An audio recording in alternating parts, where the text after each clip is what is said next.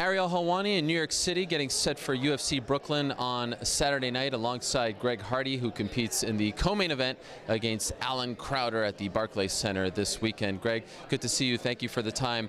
A lot of people were surprised when you got your UFC debut this quickly. Of course, you were supposed to fight in December for Island Fights. What was your reaction when you got the call?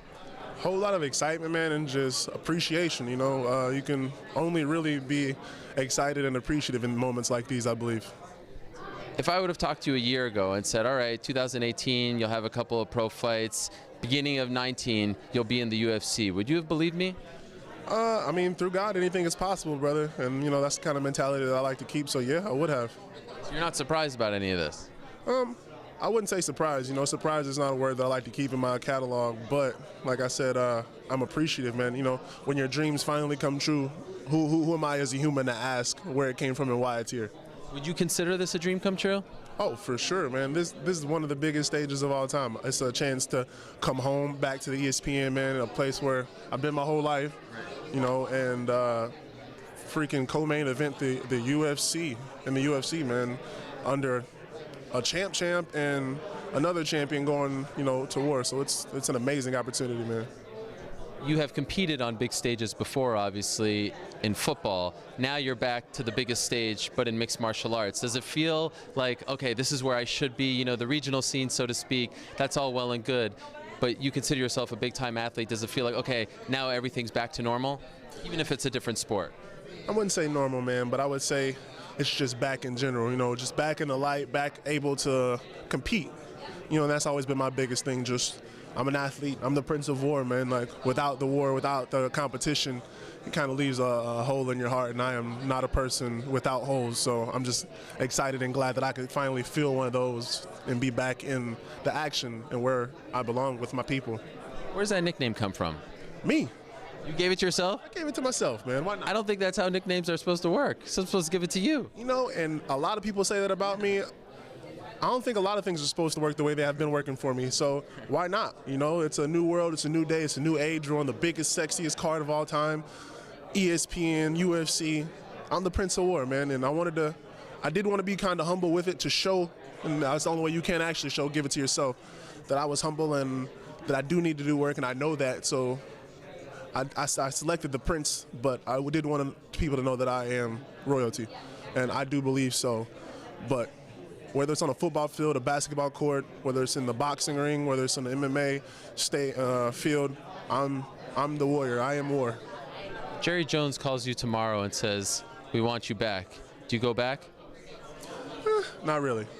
This is where I am, man. This is what I do. To bite the hand that feeds you, to shy away from opportunity is to shy away from God, man. He put this in my path. He put this in my face. I'm ready to take it head on, and I'm super excited about it. You're smiling a lot. You're a very happy-go-lucky guy, but when you're in the cage, the face that you have is a very intimidating one. What is going on in your mind as you're about to fight in these matches? Because it's not like this. You have a game face, so to speak. What is actually happening in here when you're about to fight? Well, it's not a game face, you know. This is what I do. For a lot of these people, and for a lot of people on the football field, they have to convince themselves of something that's not really them, man. Again, I am the Prince of War.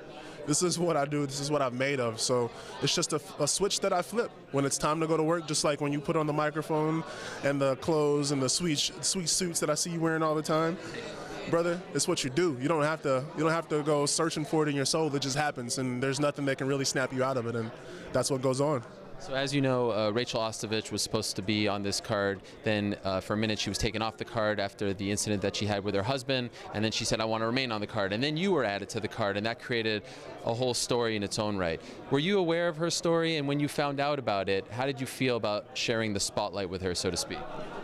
You know, I was not aware, honestly, and when the controversy kind of came, I didn't really shy away from it like any other controversy that came until I found out that the actual situation that was going on, and then I was just really impressed, man. It was really dope, to say the least, to honestly get to meet her and go through the process with her and be able to lift this card up, man, and bring some positivity towards it. I understand that she actually went up to you yesterday and had some nice things to say to you. Could you tell us about that interaction? What did she say, and what did you say back to her? It was awesome, man. Again, you know, words between friends are words between friends, but it was an awesome interaction between an amazing human being and myself. And it was eye-opening, you know. another opportunity for me to see that people in this sport are humble, man. People in this sport are the most dangerous, ruthless people in the cage, but they're the most humble, contrite, considerate people on this earth. And I always want to push that and let people know that just the MMA scene in general this is where it is, man. This is where people transform, and the world should gravitate to it.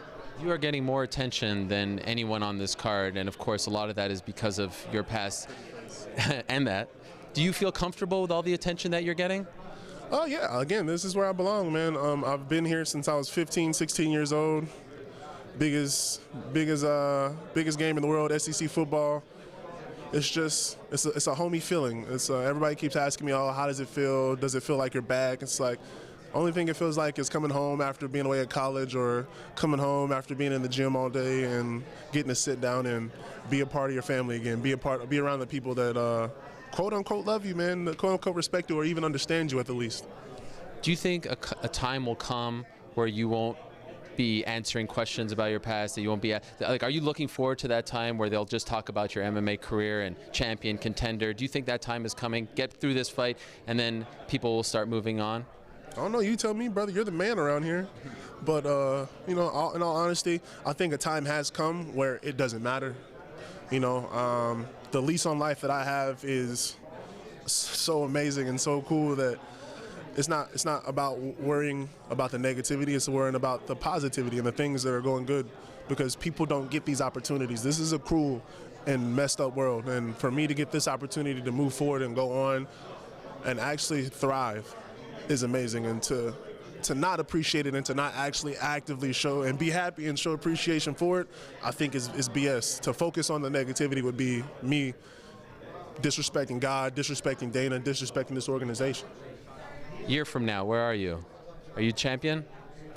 I don't put time on things. I like to always say whatever the price is, other than my children, I'm willing to pay it, period. When it comes, I'll take it, whether it's tomorrow, whether Dana calls and says, oh, forget your next fight, let's just go fight for the belt. We're going to take it as it comes. What do you want people to know about the 2019 Greg Hardy? He's here to stay, man. I'm very serious about what I do. I love what I do. I respect this sport. I've shown it every decency that I was able to show it, and I'm not going away. Final thing, I know you saw some of my comments yesterday on First Take and maybe were upset with them, and I said I wanted to make a point to talk to you and make clear that I and many others don't have an issue with you being an MMA fighter, and I think it's great that you are using this opportunity as a second chance, so to speak, as you just said. It was more about the debut card and Rachel's situation. So I just want to make that clear to you, and I want to know if you have anything to say to people like me who are saying you shouldn't be on this card, that this is too big of an opportunity, it's historic and whatnot. Do you take issue with that stance? I would say two things. It's an answer in twofold. One, you would not be where you are right now if you were shooting for a low-level journalist. The only way to get there is to shoot for the stars. So I encourage everybody out there to shoot for the stars, man. Opportunities come, and you have to take them. That's the only thing that I'm doing. And the other answer is, God bless you, brother. I would be just like everybody you're talking about that wants to hate me and wants to throw me away as a human being and devalue me and act like I don't have worth. If I sat here and said, I'm upset with you because you have an opinion, you are allowed to have an opinion. That should not affect the way that I feel about you, because you've done no wrong to me, man. You're awesome. Thank you. Thank you, Greg. I appreciate it. Something actually coming up too, brother. That's super cool. I appreciate it. Best of luck to you, and congrats on your daughter that you just had. I know you're very excited about that. Hope, man. Thanks, my man. All the best. Thank you.